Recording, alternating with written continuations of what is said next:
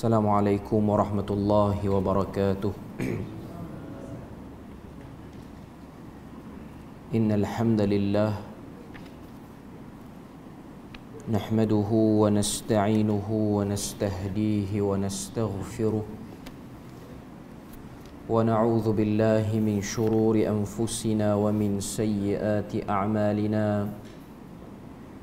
Man yahdihillahu fala mudilla lahu ومن يضلله فلا هادي له أشهد أن لا إله إلا الله وحده لا شريك له وأشهد أن محمدا عبده ورسوله يا أيها الذين آمنوا اتقوا الله وقولوا قولا سديدا يصلح لكم أعمالكم ويغفر لكم ذنوبكم ومن يطع الله ورسوله فقد فاز فوزا عظيما. الحمد لله الذي بنعمته تتم الصالحات. ربنا آتنا من لدنك رحمة وهيئ لنا من أمرنا رشدا. اللهم آت نفسي تقواها وزكيها وأنت خير من زكاها أنت وليها ومولاها. Alhamdulillah, syukur pada Allah Azza wa Jal kerana dengan rahmat dan juga limpah kurnia yang Allah Ta'ala berikan dapat kita bersama pada malam ni menyambung perbahasan daripada kitab Fiqhul Akbar karangan Al-Imam Abu Hanifah rahimahullahu ta'ala. Dan sambungan kita malam ni ialah pada bab perjanjian alam arwah, muka surat 53. Kita dah sebut beberapa perkara pada bab ni.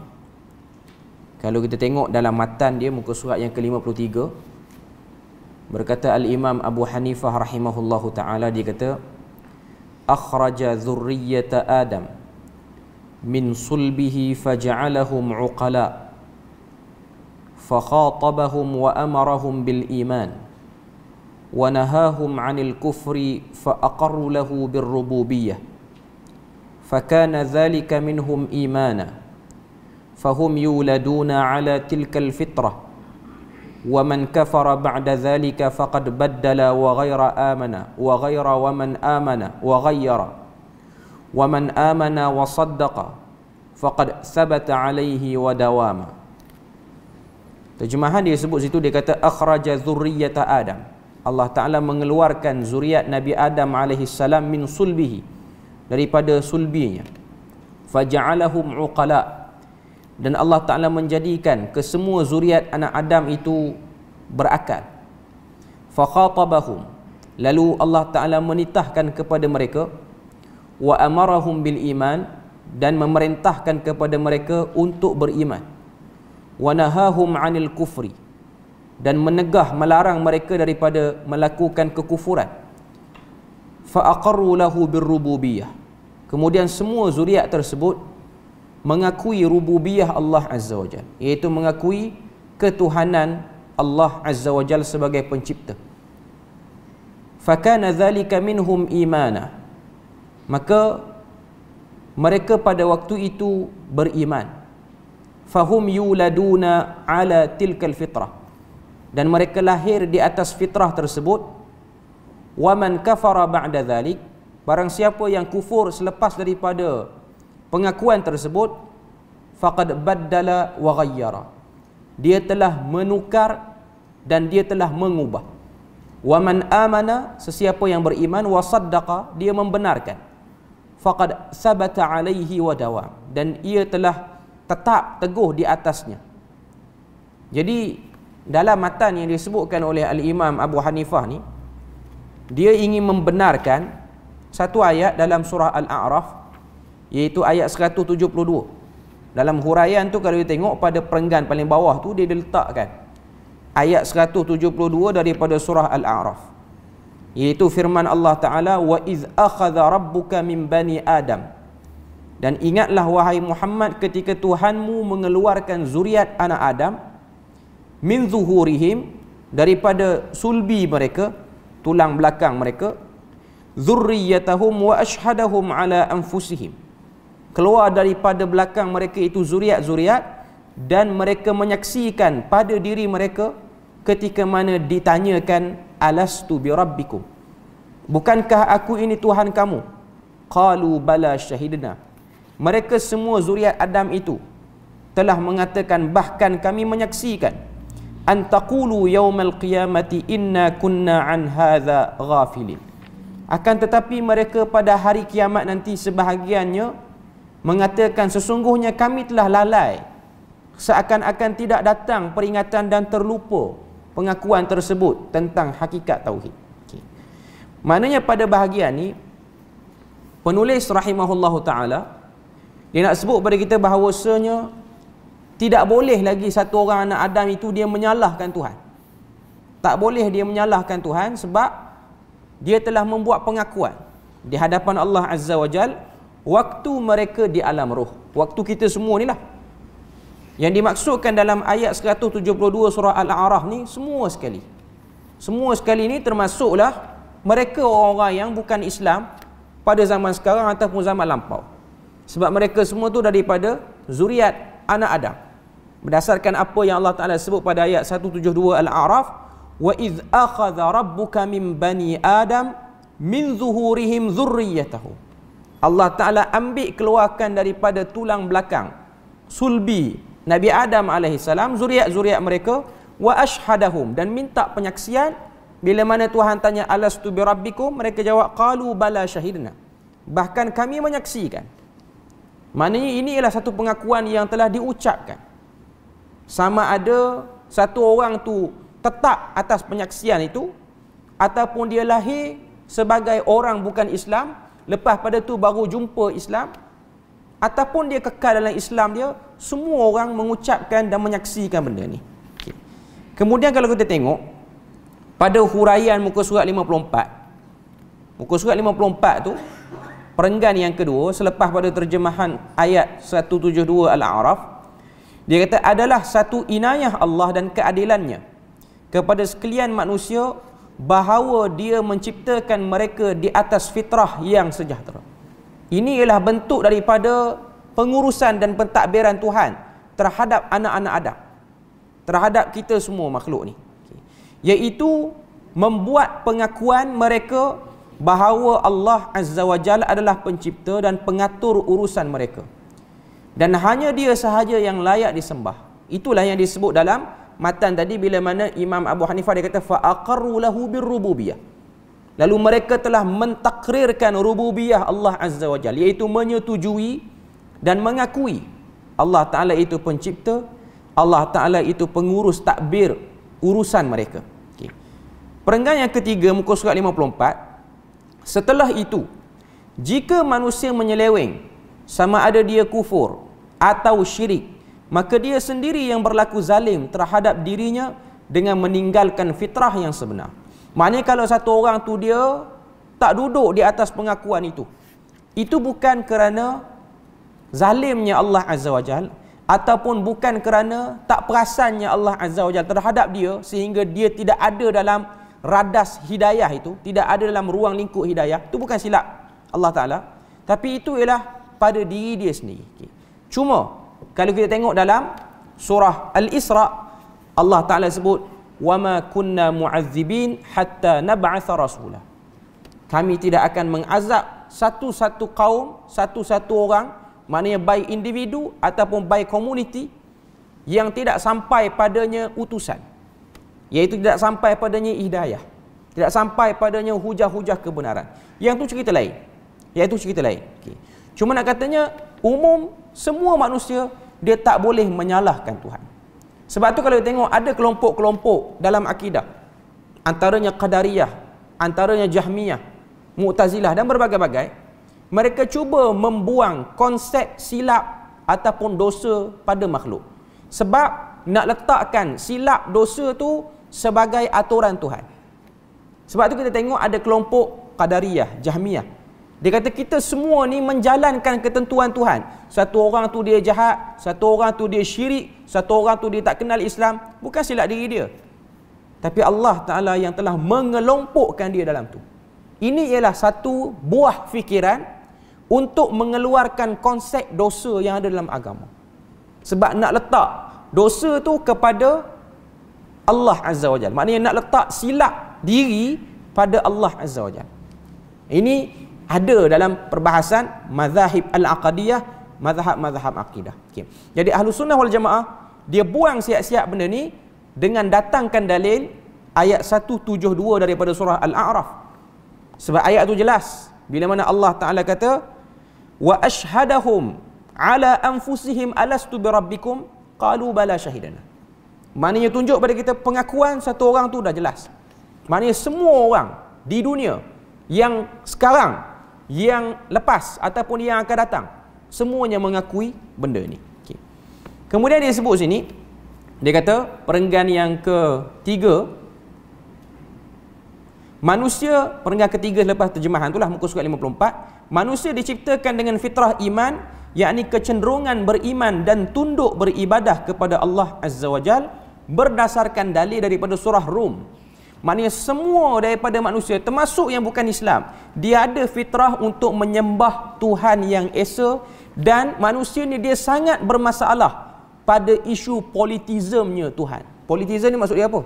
Politism ni ialah pembahagian tugas yang berbentuk ketuhanan kepada pihak lain.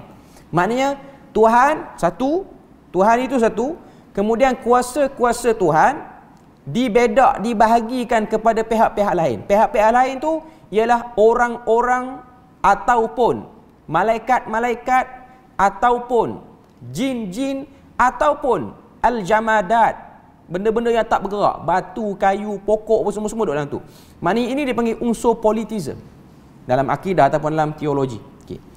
Dia kata manusia tak boleh bersetuju dengan benda tu. Tuan-tuan tengoklah penyembah berhala, mereka cuma tidak melayan perasaan itu. Semua orang yang menyembah berhala, dia ada rasa ragu dan ada rasa suspicious dengan apa yang dia sembah. Cuma tinggal lagi dia nak cari jawapan tak pada perasaan itu, ataupun dia biarkan, ataupun dia cari alasan-alasan tampal perasaan tu supaya tak pergi jauh. Itu kebanyakannya.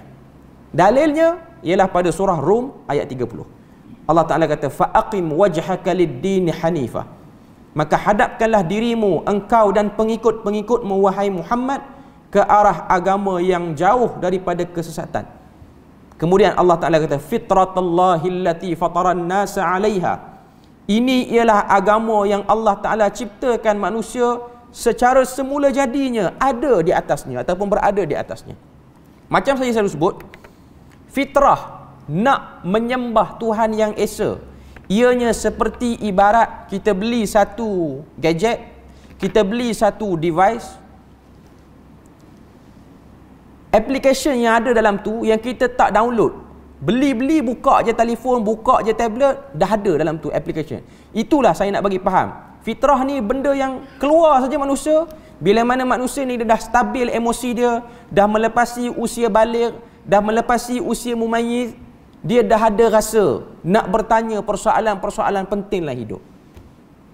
Itu ialah benda yang memang ada, tak dapat dinafikan, melainkan ada manusia yang cuba membatalkan pertanyaan-pertanyaan itu. Iaitu kita ni nak sembah siapa? Yang kita sembah ni betul ke tidak? Lepas pada ni kita nak pergi ke mana?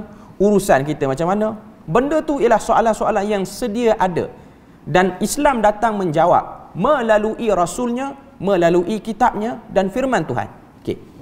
Kemudian Allah Ta'ala kata la tabdila li khalqillahi dhalika ad-dinul qayyim walakinna aktsaran nasi la ya'lamun.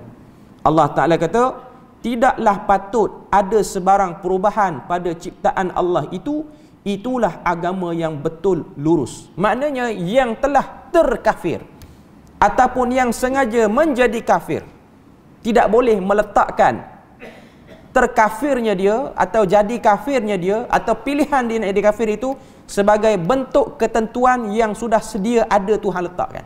Nanti kita akan pergi pada muka surat 55, dia akan bahas bagaimana adanya unsur ikhtiar pada manusia ni. Manusia ni dia ada kebolehan untuk memilih dan Tuhan memberi penjelasan pada setiap pilihan-pilihan yang dia nak pilih. Semua kita ada. Dia bukan yang faham ni orang belajar jurusan agama saja. Semua. Sebab konsep ilahiyat, iaitu ketuhanan, ialah konsep yang paling ringkas dalam agama dan paling utama. Cuma sebahagian daripada kita bila mana sebut pengajian akidah, dia jadi serabut kat mana? Dia jadi serabut bila mana nak pergi dengar aliran-aliran akidah yang menyeleweng. Nak pergi dengar Mu'tazilah, nak pergi dengar Qadariyah, nak pergi dengar Jahmiyah, nak pergi dengar macam-macam lagi lah. Okay. Yang tu tinggal dulu. Yang tu sebab kita ni orang akhir zaman, itulah antara masalahnya kita duduk akhir zaman ni. Kita belajar akidah yang betul, dia akan terganggu dengan gangguan-gangguan daripada akidah yang tak betul. Beza dengan orang yang dapat akidah direct pada zaman Nabi, iaitu para sahabat. Sebab gangguan, kesesatan itu terhalang dengan adanya Nabi. Beza dengan zaman kita. Zaman kita ni apa yang boleh guide kita?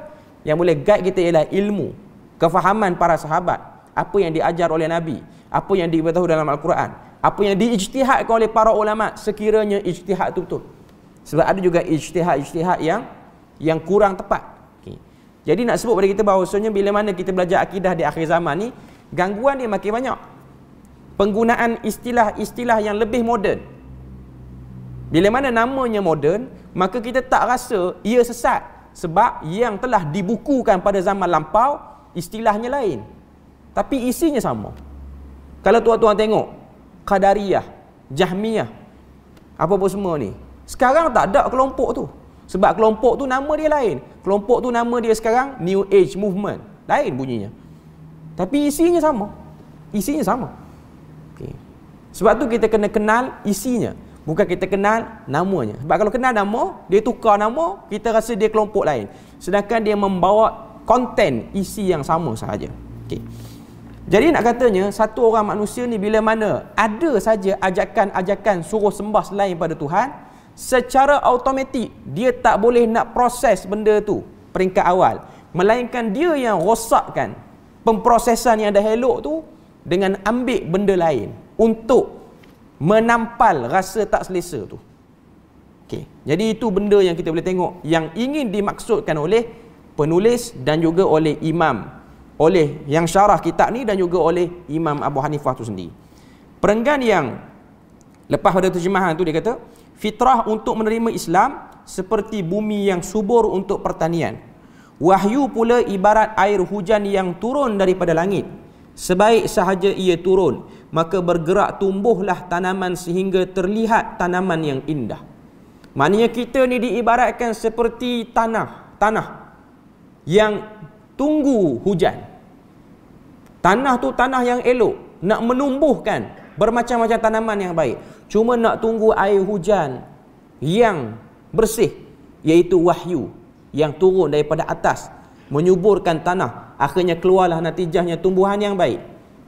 Dalam analogi yang dia nak beri ni, bila mana satu orang manusia, dia dapat akidah yang baik, hakikat, dia kenal Tuhan yang betul, dia akan mengeluarkan natijah amalan-amalan kebaikan yang baik, yang bernilai. Termasuk juga daripada akhlak. Sebab tu ada orang kata, walaupun dia ni problem, tapi dia ni baik. Sebenarnya itu slogan-slogan yang tak tepat. Contoh kita kata, orang ni walaupun dia tak pakai tudung, dia baik. Sebenarnya dia tak baik sebab dia tidak berakhlak pada Tuhannya. Yang suruh tutup tu ialah Tuhannya. Dan dia hidup atas dunia, dia nak kena kenal. Dia nak kena ikut Tuhan dia ke? Dia nak kena ikut hawa nafsu dia ke? Dia nak kena ikut kata-kata orang di sekeliling dia. Tapi kalau dalam isu ni dia tak boleh hormat arahan Tuhan dia, dan dia rasa arahan Tuhan dia remeh, walaupun dia baik, dia suka beri makan ke orang, dia suka tolong beri makan pada binatang tepi jalan, kucing ke anjing, okay. Tapi isu tu dia baiklah, kita iktiraf dia tu baik untuk bab tu. Cuma untuk dia dengan Tuhan dia, dia tak baik. Dia tidak baik. Tuan-tuan tengok Abu Talib, paknakan Nabi. Dia dengan Nabi baik, tak pernah marah, uruskan Nabi sampai Nabi kahwin. Tapi dia ada satu problem, dia syirikkan Tuhan dia. Itu problem dia. Yang dia baik kita tak nafikan. Yang dia baik kita tak nafikan. Cuma kesalahan besar dia menafikan ketuanan yang ada pada Tuhan yang Maha Esa. Sebab Allah Ta'ala itu Tuhan dia, tiba-tiba dia belot daripada Tuhan dia yang asal, dia pergi kerja tempat lain, dia pergi mencari pengharapan yang baik di tempat lain. Saya beri contoh pada tuan-tuan supaya nampak lebih clear benda ni. Kita kerja dengan satu syarikat, kita tak kerja di syarikat tu, kita pergi kerja syarikat lain, kita pergi bangunan syarikat lain, kita buat kerja dokumen semua kita buat, tak cukup dengan kita urus tabir, lantai pun kita cuci. Tapi orang tanya kita, awak kerja syarikat mana? Saya syarikat depan tu. Tapi kenapa main kerja sini? Saya suka kerja sini. Di sisi syarikat yang kita pergi buat volunteer tu, baiklah. Tapi di sisi yang dia sign dokumen tu, dia jahat. Sebab dia pergi kerja dengan orang lain. Sedangkan dia ikat agreement dia dengan syarikat lain. Di sisi bos asal dia teruk lah sebab dia pergi kerja kat orang lain. Tapi di sisi pihak yang dia sedang duk buat kerja tu, baguslah, ringanlah kerja kita. Sebab ada orang datang tiba-tiba nak pergi kerja sini. Itu saya nak bagi nampak pada tuan-tuan puan. Maknanya satu orang dia baik dengan manusia, itu isu dia baik dengan manusia. Tapi kalau dia problem dengan Tuhan, kita tak boleh iktiraf dia sebagai orang yang baik dalam bab tu. Dan kita tak boleh, orang kata apa, nak mempertahankan. Takkanlah dia masuk neraka, dia dulu baik, tak pernah marah orang. Satu je dia punya problem, dia syirikkan Tuhan. Syirik tu besar. Syirik tu adalah satu benda yang besar. Sebab orang tak nampak konsep ni. Tak dapat dinafikan. Ada tokoh-tokoh kebajikan yang memang baik, yang bukan Islam. Ada orang pernah tanya Ahmad Didat, Mother Teresa ni akan pergi syurga ke neraka? Mother Teresa ni antara tokoh besar di India. Padri, perempuan, nun, tak kahwin, buat rumah kebajikan, rumah anak yatim. Semua isu-isu kebajikan di India dia cover. Jawapan dia tetap ke neraka sebab dia syirikkan Tuhan dia. Dia syirikkan Tuhan dia. Yang dia baik, yang lepas pada dia mati, ramai anak-anak yatim yang terbela nasibnya, ramai perempuan-perempuan ibu tunggal yang terbela, itu dia baiklah. Okay. Cuma untuk isu ketuhanan dia tak baik. Dia bermasalah untuk isu tu. Okay. Ini konsep yang kita kena bezakan. Kita kena bezakan. Ataupun saya bagi contoh lebih mudah lagi. Okay. Tuan-tuan ada isteri, isteri tuan-tuan pergi layan lelaki lain. Di sisi lelaki lain baguslah dia. Di sisi kita, isteri ni tak guna. Sebab dia pergi berkhidmat pada orang lain. Dari segi khidmat dia bagus. Dia pergi rumah jiran, dia masak lebih sedap daripada isteri sah jiran tu. Jadi yang jiran dia pun suka pada dia, tapi tak kahwin sampai kesudah. Cuma suka layan. Dari segi logiknya, tidak ada manusia boleh bersetuju dengan perbuatan isteri macam ni. Dari segi logik. Begitulah juga dalam isu bab satu orang yang memilih untuk tidak mengesakan Tuhan, melanggar prinsip tauhid, walaupun dia baik pada isu-isu kemanusiaan. Ini kena ada pembeza yang jelas dalam bab ni. Pembeza yang jelas. Okay. Itu bab yang kita. Dan orang tak boleh soal, macam mana satu orang dia jahat dengan orang, tiba-tiba boleh masuk syurga dengan sebab dia tak syirik? Itulah isu dia. Poin di situ. Dia jahat, dia pukul orang, dia akan dapat pembalasan di akhirat. Okay. Cuma dia ada satu, poin besar dia ialah dia tak langgar sempadan yang paling bahaya, iaitu syirik. Dia tak langgar yang tu. Sebab tu dalam hadis yang terkenal, hadis kursi, Nabi kata, bila mana Allah Ta'ala tengok satu orang hamba tu, dosanya setinggi langit, ananas sama, thumma astaghfartani, kemudian dia minta ampun pada aku, wala tusyrika bi syai'a, syarat dia tak pernah syirikkan aku, ghafartu laka wala ubali, kata Allah Ta'ala, aku ampun dia tanpa aku heraukan dosa-dosa yang lain. Dosa sini ialah dosa dia dengan Tuhan pada isu-isu ibadah, tapi pada isu kesyirikan dia tak buat. Tapi dosa dia dengan orang, contoh orang tu jahat, dia bunuh orang, tak selesai dia dengan orang tu, dia curi duit orang, yang tu tak selesai. Kita jangan pandang, oh mudahnya dia benda macam tu. Tak.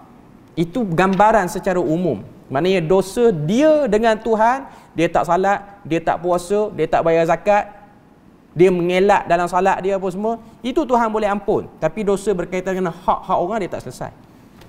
Cuma satu je Tuhan tak suka, iaitu satu orang yang mensyirikkan dia. Maknanya tak nak sembah dia langsung, ataupun cari pihak lain untuk dibesarkan. Okey.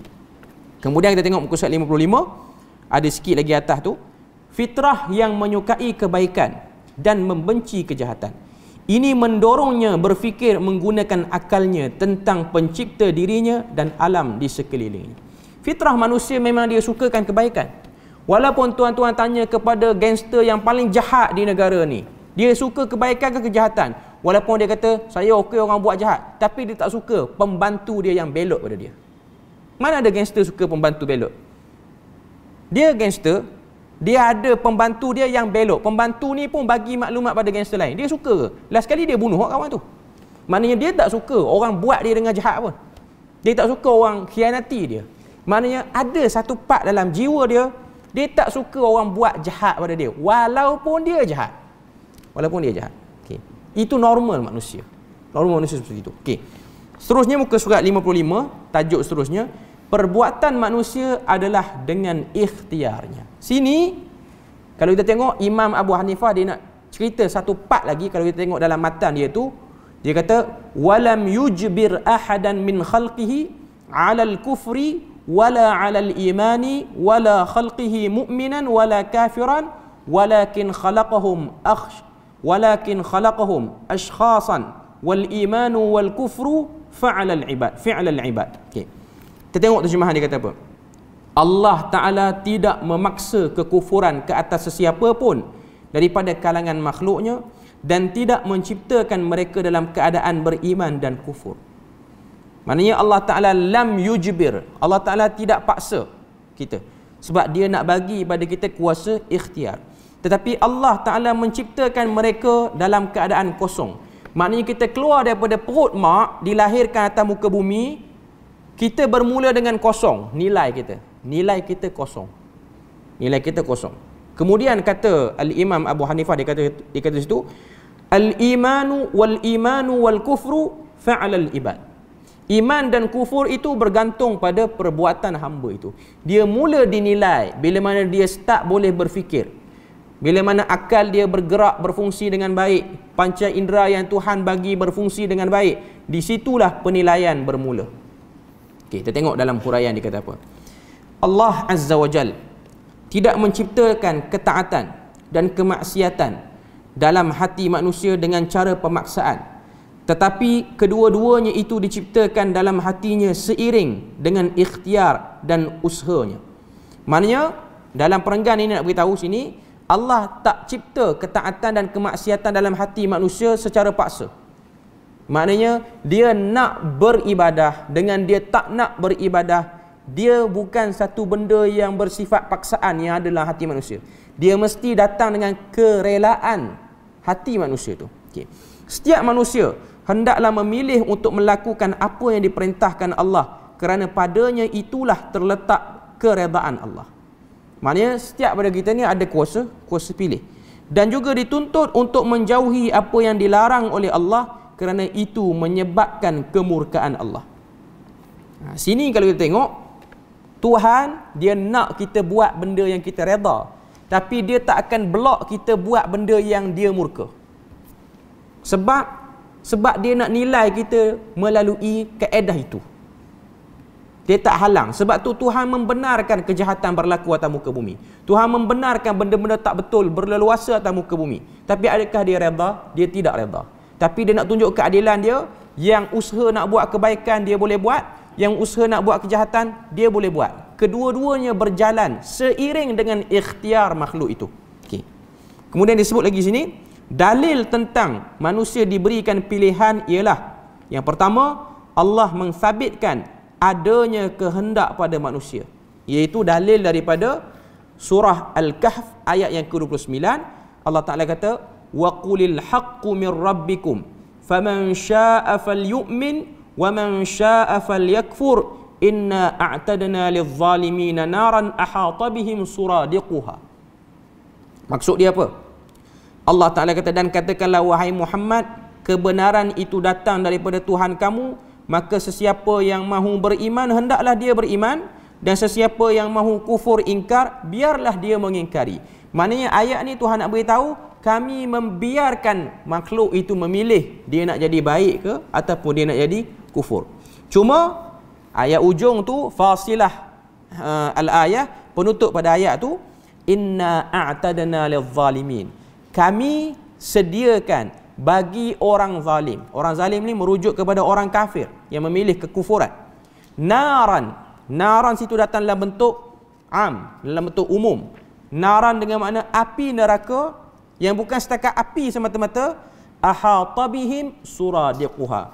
Api itu akan melingkari mereka laksana tembok yang akan memagari mereka. Maknanya Tuhan beri pada kita sini ancaman. Maknanya aku benarkan kamu buat benda-benda kufur, tak diambil tindakan di dunia, akhirat nanti aku akan ambil tindakan. Aku benarkan bukan makna aku redha, tapi aku benarkan itu ialah bab pada keadilan. Nah, itu maksud dia. Muka surat 56. Yang kedua dia kata, Allah Ta'ala menitahkan kepada manusia perintah dan larangan. Sekiranya manusia tidak mempunyai pilihan dan kemampuan, tentu itu ia dikira sebagai taklif di luar upaya, dan ini adalah sesuatu yang mustahil dalam agama. Tuhan beri pada kita awamir, arahan-arahan, beri juga pada kita nawahi, larangan-larangan. Dan kita diberikan kudrat, iradat. Kudrat ni kekuatan, iradat ni ialah kemahuan untuk ambil mana satu di antara dua pilihan tu. Nak ambil larangan ataupun nak ambil suruhan. Maknanya tidak ada unsur paksaan ataupun jabrun. Sebab tu dalam kelompok akidah ni dia ada kelompok nama dia Jabariyah. Jabariyah ni maksud dia apa? Kelompok yang mengakui, yang memahami kita semua ni telah dipaksa oleh Tuhan untuk pilih. Dia kata kita pilih, tapi dia kata pilihan tu ialah ada unsur paksaan. Maksudnya Tuhan yang jadikan kita terkepit dalam satu suasana, kita nak yang baik, tiba-tiba terambil juga yang jahat. Kita telah dipaksa untuk ambil yang tu. Ini kelompok Jabariyah. Ini kelompok Jabariyah. Yang ni pun tak betul. Yang ni pun gelong juga. Okay. Yang ketiga, setiap yang melakukan kebaikan akan dipuji, dan begitulah sebaliknya. Sini Tuhan nak beritahu kepada kita, sini penulis nak beritahu kepada kita melalui dalil-dalil yang telah dibawakan tadi. Setiap benda baik akan mendapat pujian. Pujian sini umum. Maknanya pujian daripada Tuhan melalui para malaikat yang merekod amalan kita. Sebab malaikat dia akan bawa kepada Tuhan dalam keadaan Tuhan Maha mengetahui. Lalu Allah Ta'ala memasyhurkan nama pelaku kebaikan tu. Sebab tu ada satu hadis yang diriwayatkan oleh Imam Muslim daripada Abu Darda. Abu Darda ni seorang sahabat yang sangat alim dan juga seorang sahabat yang abid, orang yang banyak buat amal ibadah. Dia suka buat amal ibadah dan dia buat amal ibadah dalam keadaan tersembunyi. Tapi Tuhan jadikan dia sembunyi, orang perasan. Amalan dia tu dia sembunyikan, orang perasan. Bila mana orang perasan, orang pun bercakap-cakap. Orang kata Abu Darda ni bagus. Abu Darda ni orang yang suka buat ibadah. Dia rasa tak selesa sebab dia takut amalan itu telah berlaku di atas sebab nak dapatkan pandangan baik orang, nak dapatkan pujian orang. Dia pergi jumpa Nabi. Dia kata, ya Rasulullah, aku rasa tak selesa dengan benda berlaku. Aku dah usaha untuk sembunyikan, tapi orang perasan. Nabi jawab apa dalam hadis riwayat Muslim? Nabi kata, tilka ajilu busyral mu'min. Itulah berita gembira yang telah disegerakan kepada orang beriman. Maksudnya apa? Tuhan jadikan pujian-pujian telah keluar walaupun si pelaku belum mati lagi. Dan si pelaku tu bukan buat amal kebaikan dalam keadaan riak, tapi orang yang perasan. Bila mana dia buat macam tu, ada orang puji, Nabi kata itulah berita gembira yang Tuhan segerakan di dunia. Maknanya Tuhan dah terima amalan yang kamu buat, Tuhan dah beri pahala amalan tu sehingga kebaikan kamu tersebar. Dalam keadaan dia tak buat secara terbuka dan dia tak buat dengan riak. Dia beza kalau kita beritahu orang, saya semalam tak datang ni sebab mengantuk, saya sampai tahajud banyak sungguh, tu kita cerita. Lepas tu orang puji, yang tu tak jalan. Yang ni yang dia buat sembunyi tapi orang perasan. Dia buat secara sembunyi tapi orang perasan. Okay. Jadi bila mana Nabi sebut macam tu, dia lega sikit lah. Abu Darda dia rasa lega. Maknanya ada benda-benda yang Allah Ta'ala jadikan. Kalau tuan-tuan tengok contoh yang kita boleh tengok pada zaman kita ni ialah karangan para ulama. Termasuklah kitab kita ni, iaitu Fiqh Akbar ni. Imam Abu Hanifah, dia tak pernah sangka yang akan baca Fiqh Akbar ni ialah orang Melayu. Dia tak pernah sangka pun. Tapi kenapa sampai?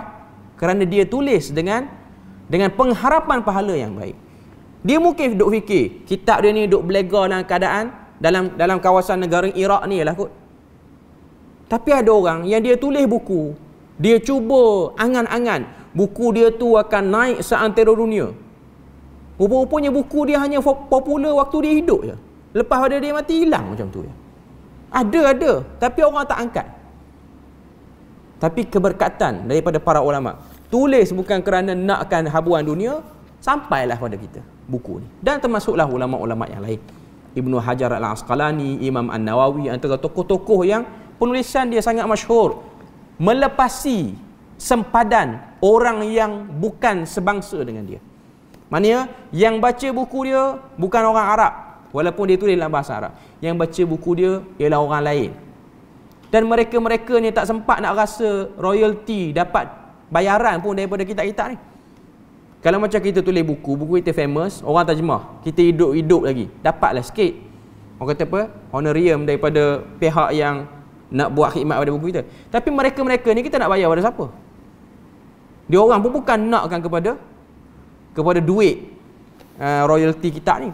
Sebab tu para ulama mengajarkan kepada kita adab. Bila mana kita baca kitab para ulama yang dah lama silam ni, kita mulai dengan qala al-muallifu rahimahullahu taala wa nafa'ana bi'ulumihi fid daraini amin. Itu doa kepada pengempunya kitab. Sebab itu yang paling berharga. Itulah honorium yang terbaik untuk pemilik buku ni, iaitu dia nakkan doa-doa kebaikan orang yang telah mengambil manfaat daripada ilmu yang dia karang. Okay. Kemudian dia sebut lagi yang keempat, setiap orang merasai sendiri perbuatan yang dilakukannya itu, mana dengan pilihan dan mana dengan paksaan. Dan syarak membezakan hukum orang yang dipaksa dengan hukum orang yang ada pilihan. Ini diambil sikit syarahan daripada kitab Aqidah Ahlussunnah wal Jamaah oleh Syekh Muhammad bin Saleh Al-Utsaimin rahimahullahu taala. Okey. Dia kata satu orang yang mana dia pilih, dia akan rasa pilihan dia tu betul ke tak betul. Dia buat kebaikan, dia akan rasa itu lebih menenangkan hati. Sebab tu ada hadis Nabi kata, benda-benda baik dia menenangkan hati, benda-benda jahat dia menyebabkan hati rasa tak tenang, rasa ada satu benda yang mengganggu dia. Kecuali orang yang dipaksa.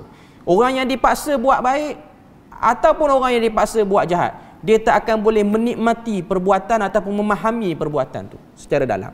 Sebab tu kalau kita tengok orang yang dipaksa, hatta kita pun zaman kita kecil-kecil dulu dipaksa datang ke masjid, dia bukan satu benda yang seronok. Kita datang kerana nak bagi pelepah supaya orang tak marah. Datang tak rasa apa. Okay. Tapi beza kalau datang dengan kerelaan hati. Jadi nak sebut dia kata, kalau benda baik dibuat dengan paksaan, dia tak akan rasa nikmat. Sama juga dengan benda jahat. Benda jahat yang dibuat dengan paksa, dia akan stop. Dia tak boleh.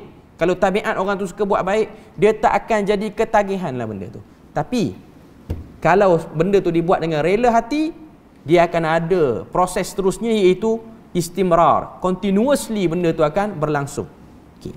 Seterusnya dia sebut lagi dalam perenggan yang terakhir itu sebelum masuk tajuk yang seterusnya. Oleh itu, tiada sebarang pemaksaan daripada pihak Allah ke atas manusia. Allah menciptakan mereka di atas fitrah, sukakan kebaikan dan bencikan kejahatan. Antara perkara kebaikan ialah mensyukuri pemberi nikmat, yang merupakan satu kesedaran supaya beriman. Manakala salah satu perkara kejahatan ialah tidak bersyukur kepada pemberi nikmat, yang merupakan keingkaran dan tidak berterima kasih. Jadi clear, nak sebut kepada kita bahawasanya ikhtiar benda yang ada. Mana-mana kelompok yang cuba menafikan ikhtiar, sama ada mengatakan kita ni boleh buat apa benda saja kita nak buat, Tuhan tak boleh ambil tindakan apa-apa, ataupun yang kata kita tak boleh dikenakan benda-benda buruk dengan sebab kita buat ni, dengan sebab kita dipaksa oleh Tuhan. Itu pun tak betul. Sebab kita berada dalam medan, kamu dapat satu tempat ni, kamu boleh pilih kamu nak buat apa. Okay. Kemudian kita tengok lagi yang bawah tu, muka surat 56, ilmu Allah tentang kekufuran dan keimanan manusia. Kata al-Imam Abu Hanifah rahimahullahu ta'ala, wa ya'lamu Allah ta'ala man yakfuru fi hali kufrihi kafiran, fa idza amana ba'da dhalika ilmuhu mu'minan, alimahu mu'minan fi hali imanihi wa ahabbahu min ghairi an yataghayyar ilmuhu wa sifatuhu. Maksud dia kata, Allah Ta'ala mengetahui orang yang kufur dalam keadaan kufurnya sebagai kafir, dan apabila dia beriman selepas itu, Allah Ta'ala mengetahui dia sebagai beriman dan dalam keadaan imannya, dan dia mengasihi tanpa berubah ilmu dan sifatnya. Okay. Untuk poin ni saya tak nak baca huraian dia, sebab huraian dia tu umumnya tak ada sangat dari dalil yang penting untuk diberi penekanan. Cuma kalau kita tengok matan dia secara umum, kita boleh faham dah. Imam Abu Hanifah nak sebut dia, kita apa dia? Allah Ta'ala waktu satu orang tu dia pilih nak jadi kafir, pilihan yang dipilih oleh orang tu sedia maklum dalam pengetahuan Tuhan. Sebab ada kelompok-kelompok akidah pada zaman Imam Abu Hanifah ataupun zaman selepasnya mengatakan ilmu Tuhan terhad bila mana sampai dekat pilihan makhluk. Bila mana makhluk nak pilih, Tuhan tak tahu. Tuhan hanya sediakan baik buruk. Dia nak ambil mana satu, dia nak ambil tu, ilmu Tuhan tak ada situ. Jadi dia telah mengurangkan sifat ilmu Allah Ta'ala, sifat khabir Allah Ta'ala yang sedia ada, yang dia sebut dalam Quran dan dalam kitab-kitab terdahulu. Cuma dia tak ambil tindakan. Inilah tempat yang terkeliru dan tergelincirnya. Tidak terkena kesan daripada pilihan. Tak ada apa-apa. Lepas pada dia pilih tu tak ada apa-apa. Tiba-tiba kita rasa macam, betul ke Tuhan ni? Contoh, saya bagi dekat tuan-tuan perempuan. Isu orang transgender pergi umrah pakai ihram. Dia perempuan, dia pakai ihram. Okay. Dia pergi ada orang, dia rasa macam pelik. Sebab apa? Sebab waktu dia pergi tu tak ada kena apa-apa. Tak ada lah kena panah petir ke, balik sakit ke, tak ada. Dan tak berlakunya benda tu, dia rasa macam, tak sepatutnya jadi macam tu. Sepatutnya dia kena paling kurang sakit ke apa. Kita tak boleh paksa benda tu. Benda tu bukan dalam bidang kuasa kita. Dan Tuhan pun tak pernah kata orang yang melanggar perintah aku di tempat paling suci, dia mesti kena on the spot. Tuhan tak kata. Sebab Tuhan telah memberi pengecualian kepada umat akhir zaman ni dengan doa Nabi, iaitu Nabi kata, jangan hancurkan umat aku on the spot. Jangan hancurkan. Kalau dia buat jahat pun jangan hancurkan lagi. Beza dengan umat dulu. Buat je, kena. Setelah didatangkan beberapa amaran. Okay. Jadi ada sebahagian orang, tiba-tiba dia jadi something bila mana benda tu tak berlaku. Macam mana satu orang transgender, darai, istilah kita darai kan? Okay. Pergi situ tak kena apa-apa. Kita tak boleh pelik benda tu. Dan kita tak boleh jadi kalut, nak buat macam-macam ulasan, tak boleh. Kita tak setuju dengan perbuatan tu. Cuma tidak berlaku apa-apa kesan, itu bukan indikator kepada kita nak argue. Kita tak boleh argue benda tu dengan sebab berlakunya benda, nak argue kuasa Tuhan, tak boleh. Ada orang dia rasa tak sepatutnya lah berlaku macam tu, sepatutnya dia mesti kena lah. Dia akan kena di akhirat, dia tak kena lagi. Dia tak kena lagi. Kita memang tak setujulah benda tu, confirm kita tak setuju. Cuma ada orang dia rasa macam lambatnya orang tu kena azab. Sebab dia ada orang, dia geram dengan orang tu, dia nak suruh azab tu cepat turun. Kita tak boleh buat benda tu. Kita tak puas hati dengan orang, kita memusuh dengan orang tu. Kita doa, minta-minta dia lepas pada ni accident. Kita boleh sebut, tapi terima tak terima tak tahu. Kita beri lalu azan dulu.